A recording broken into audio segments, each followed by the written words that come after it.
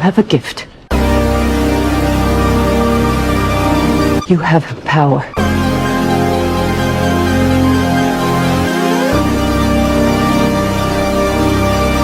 And with great power, there must also come great responsibility.